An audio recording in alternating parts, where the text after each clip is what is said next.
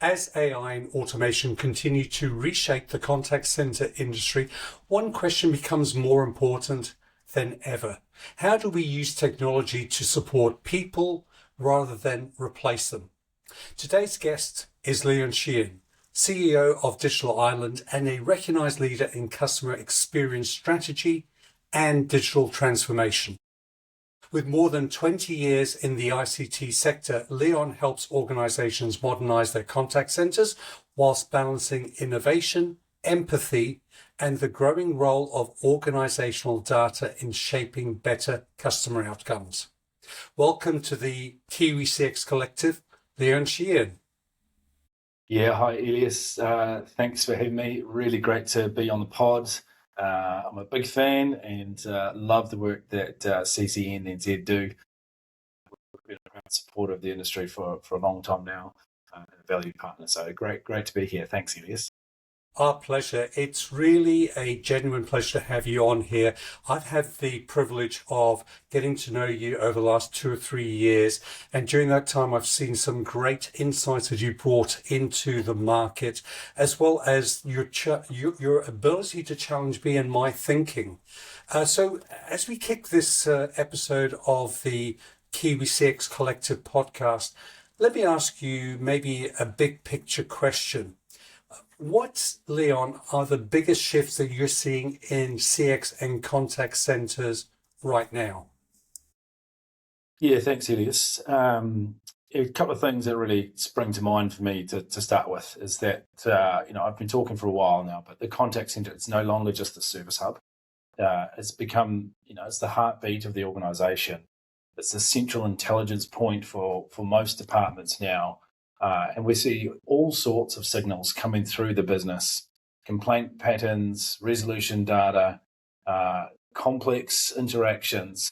It's the richest real-time kind of feedback loop that a business has.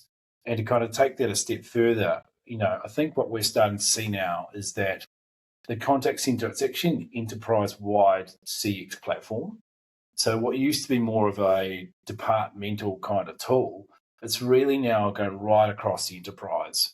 We get interest from marketing, from operations, IT, technology. The contact center really is the beating heart of an organization these days. We're finding it's that connective tissue between all those things like product and marketing. So how do we change the conversation around ownership and outcomes in that space?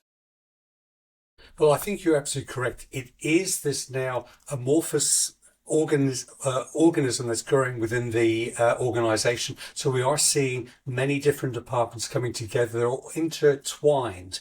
And you can't do something in marketing without it affecting what's happening across in the contact center. You can't have some part of IT do their thing, again, without having that impact.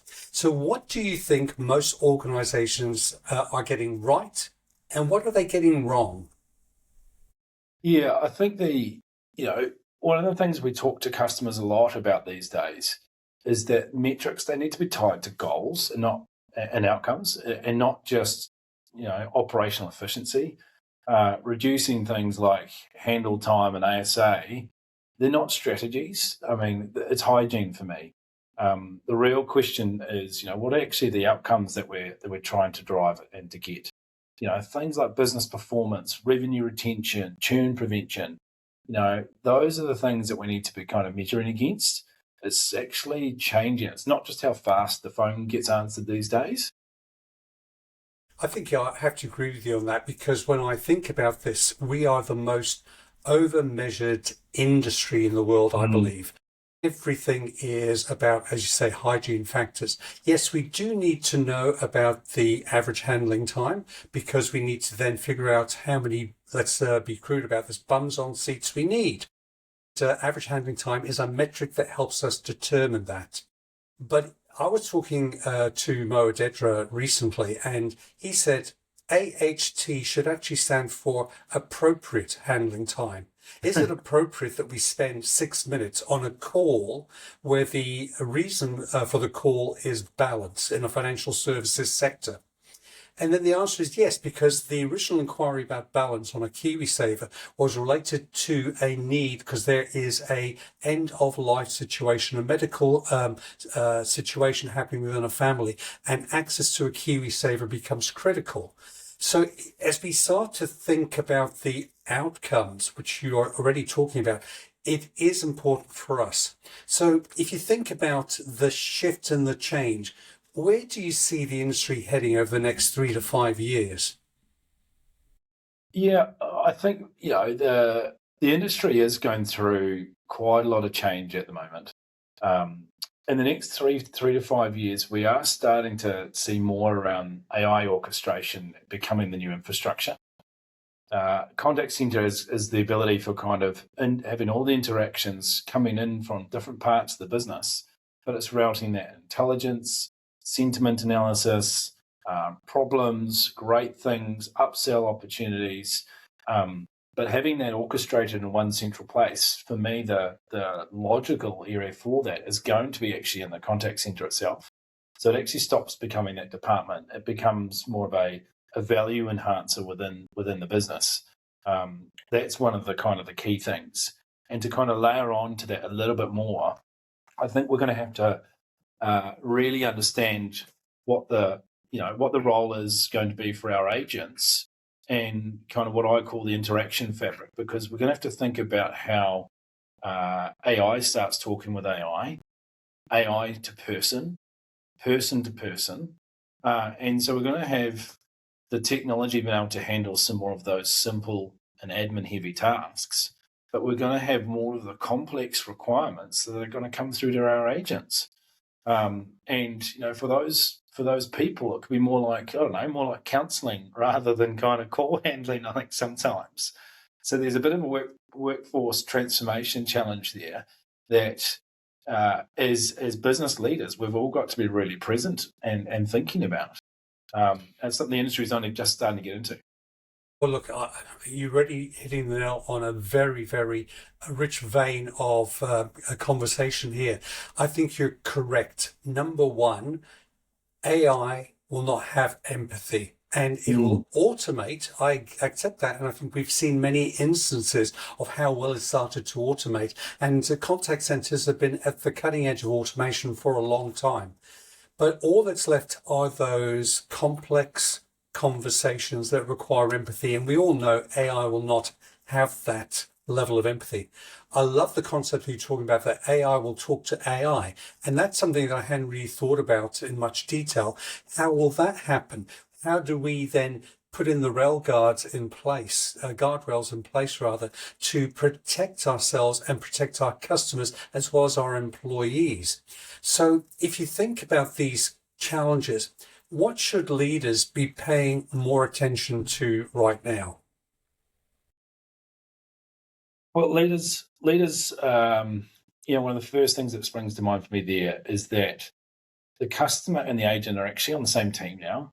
So every improvement that we can do in agent experience, it shows up in those customer outcomes. Leaders that can understand and invest in that, those are the people and the businesses that are building contact centers that are going to be relevant in 5 years. And as part of what we spoke about before, they need to start with a problem and not necessarily the product or the tech. So define actually what we're trying to achieve with humans. The market is full of vendors and kind of technologists that are going to try and sell people solutions before they've understood the problem. I think it's really important to kind of have a partner that helps you to kind of think longer term rather than just actually some of those transactional aspects that you might be wanting to consider. We're talking with customers a lot more now about, instead of optimizing for the old, actually transforming the operating model to be more future centric, to be thinking about how your customers want to engage. The fact that you talk about getting people to think, I love that, because I remember there's a wonderful book written by a chap called John Maxwell, and he wrote books that was entitled Think for a Change. And I love that because it's a double entendre. Think for a change and just think for a change. because I don't think we think enough. And we're in this environment where if you do not understand the problem, what's the point in investing in I know, $1,000 tool to solve $100 problem? Because your tool is far outweighed against the value of the problem it's going to solve. So I think we need to get clearer on that and stop looking at the shiny object syndrome that's in front of us and say, oh, I've got to do it to just keep up with the Joneses. But if you think about the role of organizational data, what it plays, we've got an environment where, as you said, it's now an omni-channel. People are contacting us via the website and on a web chat. They might be interacting with us on WhatsApp. We need to have an ability to understand what's going on across the board. So how is it all changing? How does organizational data play a role? And how's that changing in the contact center? Data is a massive business enabler these days. And it can either be an enabler or a restrictor for businesses, because it can actually enable their business evolution. It's really important to understand what data you have available in your organization and what state it's in. Because here's the thing, you can't actually have a strong AI strategy unless you've got solid data behind it. So the question we actually often talk with about customers is your data ready? But one thing really that also we find out when we're going through these conversations is it doesn't need to be absolutely perfect, because with modern technologies and expertise, we can actually help understand the current state and what's actually required to unlock progress in that space, especially if you're trying to look to kind of build out AI use cases and things. So we need to be comfortable actually wading through some uncomfortable data sets, because it's often where the gold's located for some of those large transformations. But we need to be sourcing that data from right across the business. One of the biggest things that we find that kind of holds some companies back is that that some of the data exists in silos. And when you're wanting to have information from your sales aspect, maybe some product or inventory management, if you can actually pull that information into an easily accessible place for your contact center agents, then you're not just actually resolving a problem. You can start thinking about upsell. You can start thinking about retention activity for customers. You can start thinking about, what we're trying to do that's going to add real value. So when you can bring all of those data aspects from right across the business into one space, that's where the magic can happen. If you talk about these siloed environments, and we've mentioned this on other podcast episodes, the siloed environment is the biggest inhibitor for a successful deployment. So we've got to start to break down these silos and work together as an organization. Then the data integrity. Now, is that, I would guess, is a major investment in time and effort to understand that there's data integrity, that we've cleaned up all the information and have it ready for the deployment. Is that a limiter to people doing and implementing an AI, enhancement into their contact centers, just because of the sheer size of the project? Or is it something that we have learned on how to modularize that, how to attack it and make it much more manageable as a deployment today? Every customer is different, but what we're trying to get across is don't be afraid of looking under the covers. You'll be surprised what great data actually you do have available that can be meaningful. And if data is a bit tricky in certain organizations, then there's kind of ways to actually help tidy that up. That's one of the great things that technology is helping us to do, is to understand the quality of the data that is available to your organization. We're seeing real advantages in that space. It's also key here when you can call on great kind of partners that understand what is meaningful data and what's the rubbish. And that can kind of actually help move things forward a little bit quicker. But definitely don't be afraid. As I was saying before, don't be afraid to walk through when some of those data sets maybe aren't as optimized as you might think. There's certainly gold available there if you can walk through it. So then I'm going to guess at the next level, Leon. If you're working with an environment where we know that AI is going to be playing a role in the deployment and the implementation, if I think of a personal experience, I am a heavy advocate of AI and I know its capabilities to improve my productivity. And we're seeing the shift from an LLM model to an agentic model where we are getting AI to take tasks and process tasks. Are we saying that we can use AI in a structured and confined manner to help us modify that data and analyze that data to then again speed up the process to then figure out is it useful and can we then use it to fuel the contact center? Spot on, Elias. Data absolutely is the fuel for a contact center. Not only the data that you can access from across the organization, but the data that the contact center itself kind of creates. But to your question, can we use the agentic kind of capabilities that are coming through to help with these?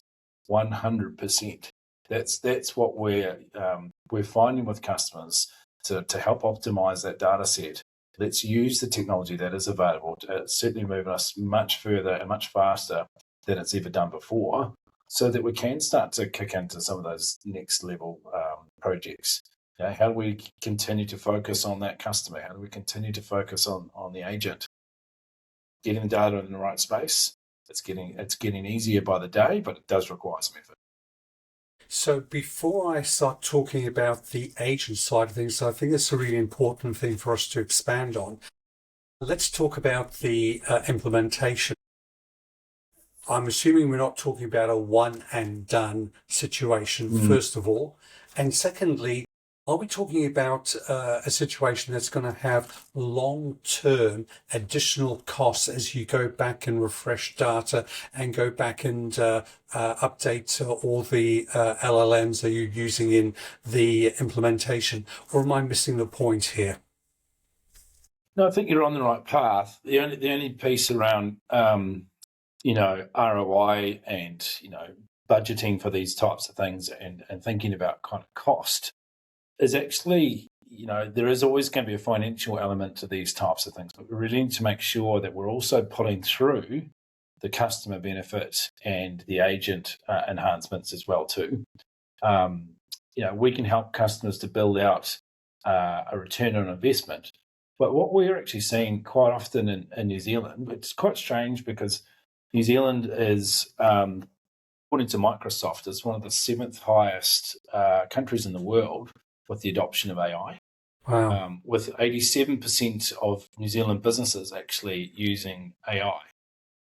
But, and I'll say but, the challenge that we're seeing when talking in the market is that we're not really seeing the inertia of AI being used in reality. We're seeing a lot of customers trying with POCs, with MVPs, with low-level kind of interactions and engagements with AI, but the value driver is missing from them in that conversation. And I totally support getting started with AI and dipping your toe, but doing so without a goal in mind, it's just an expensive hobby and it's a waste of time. A good vendor for me is actually someone that's actually going to help you to understand the ongoing value, to help you to set those goals and consider the ROI for that, even if that's just an initial deployment. But what we don't want to see is people getting stuck at phase one because they've only budgeted the small amount to kind of think about it and actually haven't thought about the goals that it's trying to achieve. What we really want to be seeing is people thinking about what's that second phase or that future, or what's the roadmap actually that people are starting to think about to get those real benefits. We need to talk more about that organizational change rather than just the optimizing for the old.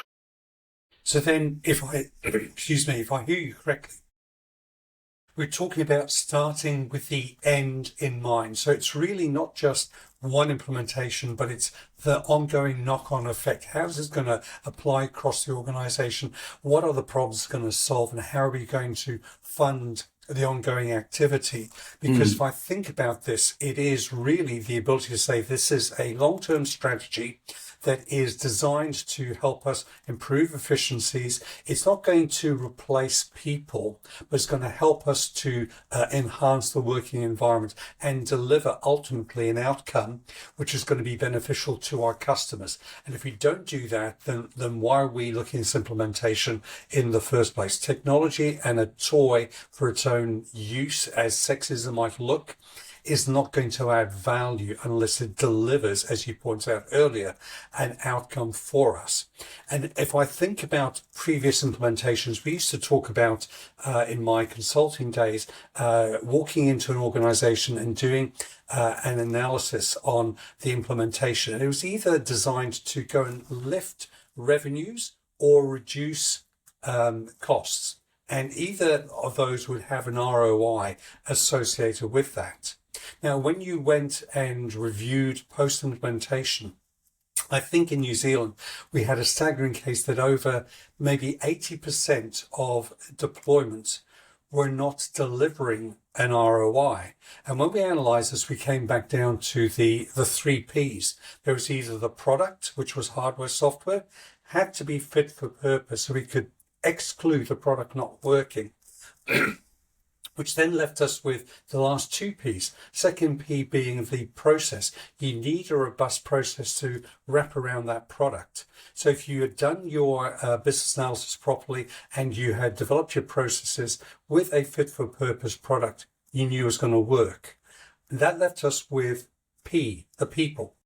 The last P was if we didn't get the people engaged, then we had these people who acted sometimes as, I used to call them corporate terrorists. They'd come in, not only were they rowing the boat in the opposite direction you wanted to go in, but they were actively drilling holes in the hull, trying to sink this boat.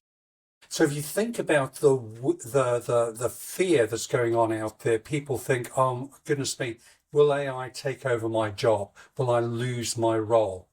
How can we, as leaders, support our contact center agents? And what's happening with technology that we can talk about today that can alleviate some of that fear?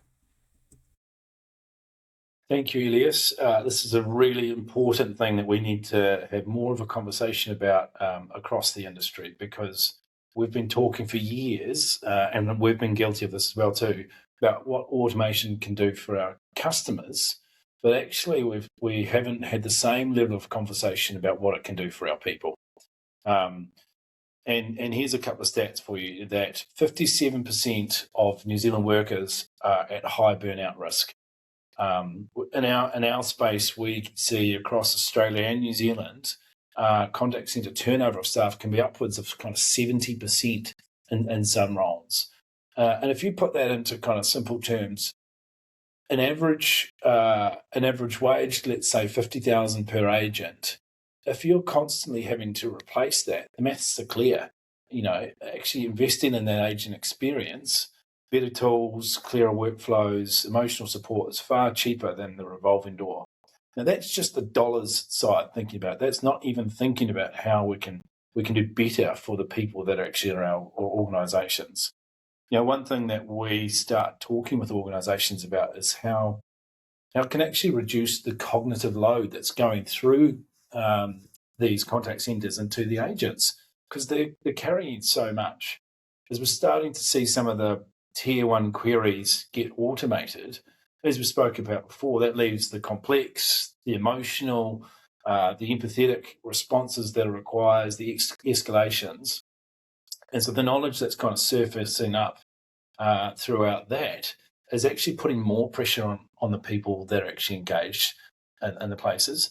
You know, unfortunately, you know, the contact centre has always been a place for kind of early graduates and people coming into the workforce to kind of start their place. But now we're actually starting to see that those types of roles are becoming more and more technical. It's becoming high empathy. They're requiring absolute complex understandings of lots of different environments, and that kind of emotional weight is it's starting to pull through. So I think as leaders, we need to think about that a little bit more. And last kind of thing to kind of talk about that is how do we then enable the career pathways for the people that are actually coming through into those roles? I actually think there's going to be a real change in the way that we start to think about the people that are going through our businesses. How do we actually train and develop these people if they haven't come through as a junior? How do we start to get them ready for all the different tools, all the different conversations, all the different types of data sets that we have to get access to? I think this, for me, is going to be a real transformation, is actually starting to put more effort back into the space, because as we invest into those people, those are the ones that are going to deal with the hard aspects going into the jobs, and they're going to be the most valuable. I love the concept because I used to, when I first got involved in the contact center industry, I've had the privilege of spending over 3 decades here in New Zealand involved within the sector. We used to talk about the contact center being the entry level role. So it was an entry level role on minimum or living wage. Gosh, if you just put those two phrases together, doesn't that sound super sexy? No, doesn't it? No, obviously it doesn't. And if you think about that, you're right, becoming more complex. We have a lot of people who I've met across my career who said, I'm now in a senior role, but I started my career off in a contact center. So if we're now feeding in a workforce into these more entry-level roles, which are now actually no longer entry-level, but more complex, what are we doing? How are we using technology to enhance their experience? How do we take it and help them in real time to deliver this in a way that will make the interaction meaningful for the client and make the work enjoyable for the agents? Yeah, that's a great question. We're seeing some. There's lots of technologies now that are really being designed around that agent experience. In some cases, we're seeing some great evolution in areas like agent assist, which can actually showcase information to agents in real time as they're starting to work through the interaction with the client. So imagine having a coach, an AI coach that's there kind of helping you walk through that conversation. That could be about product enhancement, but also, as we were just talking about before, could actually also be about some emotional kind of support and making sure that's flagged. We're seeing some great evolution in the space of being able to pick up sentiment throughout the interaction. And as you mentioned before, that could be across omni-channel and multi-channel. It doesn't have to be voice. But let's say an agent was in a tricky situation and they're dealing with a complex requirement. Sentiment can now start to pick up that conversation in real time. And how about informing a supervisor to come in and help and actually potentially even coach? Or what if it actually recognises that in some circumstances that agent has been absolutely spent from that last interaction, and instead of putting them straight back onto their next call or their next chat, actually realising through that sentiment that, hey, maybe it's time for a break and go and take some time out to actually cool your jets, because that was a really tough interaction that just came through. So we are seeing some great evolution in that space that is really coming through to actually help our agents. I love that because, again, this is about duty of care. We have, as employees and as leaders, that duty of care on our staff. And we are hearing of technology that is growing in its capability almost on a daily basis. And I've seen many implementations here in New Zealand that demonstrate that so well for us. And as I look at that, I think about, have we come that full circle? Because back in the day when I was running contact centers and you had a tricky call, what the agent would do is they lift their hand up. They want help, they lift their hand up. And now we're getting, I guess, that electronic and AI enabled sentiment analysis that will help us identify when do we have to get up there for them, because they are so overwhelmed. Even if they're working in a remote environment, I think we have enough intelligence in the systems to help guide us and our people. And I think we're also coming that full circle back into voice, because yes, omnichannel is driving a lot of the conversation elements in different components, but the complexity will then come back in to that live agent answering a call and handling it. And maybe we'll see in the future the use of real-time translation in there, and especially if you take a geography like New Zealand, I've heard that by 2035, I believe, Auckland will have more than 50% of its population as non-European.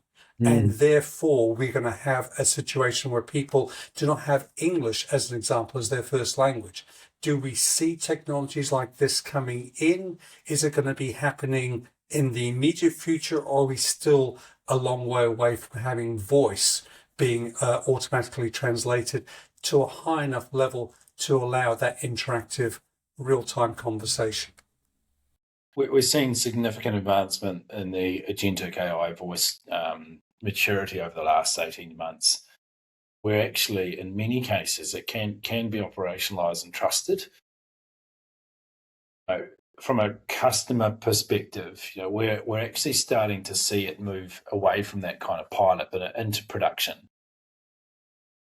We are seeing a few different tranches. So you either have a tranche where it's fully bespoke and kind of you don't have to give it too many things to think about, or more of a packaged type of environment where you might have the agentic solution specifically designed for specific business functions. In Amazon world, as an example, Amazon Connect have just released 4 package updates, one for customer, which turns every interactions into a moment worth remembering, another one about decisions for kind of supply chain and teams associated with that.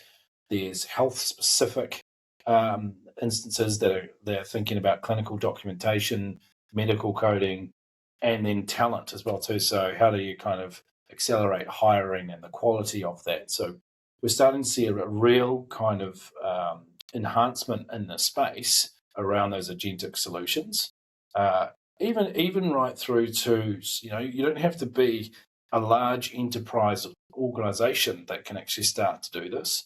Think about a night agent for a small business, for someone to actually answer the calls at night, or a booking platform for a small business that needs help. We're doing some work with a specialist online retailer at the moment for product and inventory support that has been looked at through agentic voice to check stock quantities and kind of information about the products, all without needing that human intervention. So you can be quite specific in the space, and we're seeing great improvement and enhancement in there.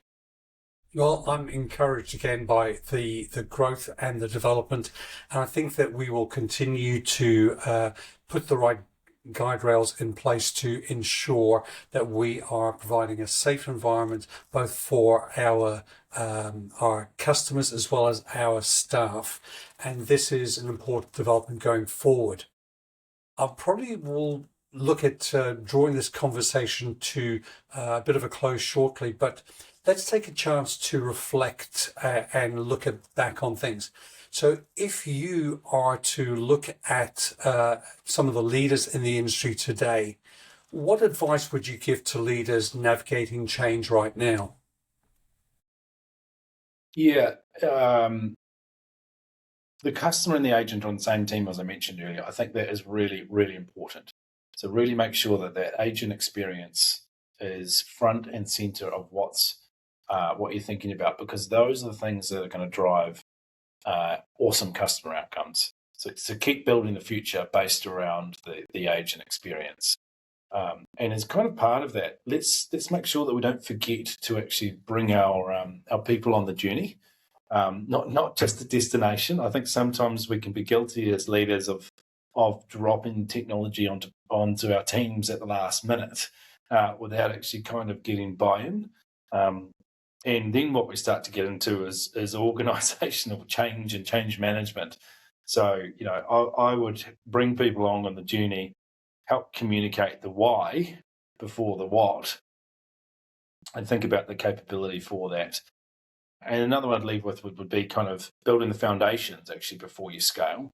So getting that data readiness, making sure there is some governance behind it, that there's that transparency with employees, and setting some goals. Those are the things that are going to really help you to grow faster. And it's the difference that will help you to kind of compound that growth and move and accelerate quicker than your competitors as well. I couldn't agree any more than that. I've heard this, and I was in a number of forums in the Asia Pac region, where again they're saying your agents know a lot. Get them involved earlier on. They are the voice of the customer in many instances, and often we exclude the customer from the development and understanding their needs. And I think what I'm hearing you say is become more inclusive in the design phase, which will help you deliver a much more effective solution going forward.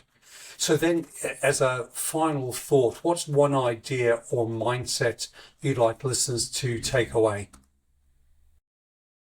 Really, it's about stop optimizing for a model that needs replacing. So the leaders that are pulling ahead aren't doing the old things better. It's the ones that are asking that fundamental question about what actually is the role of the contact center. What are we trying to do as a business? Who does it serve? But also, what can it be capable of? The technology is ready. The infrastructure is there. But what Aotearoa needs now is actually the leadership courage to consider the things that are going to provide better human outcomes for us all. Better human outcomes for us all. I think that wraps it all up. If we think about the industry, this is definitely something we should be striving towards. Leon, we're just about to close this particular episode. I want to again thank you for the time that you've had with us.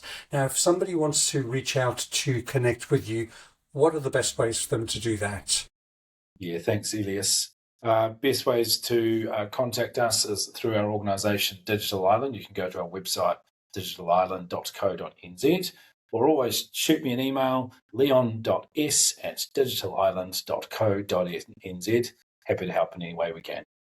Again, thank you for your time and your wisdom with us today as part of the Kiwi CX Collective podcast. Thank you, Leon. Thank you, Elias.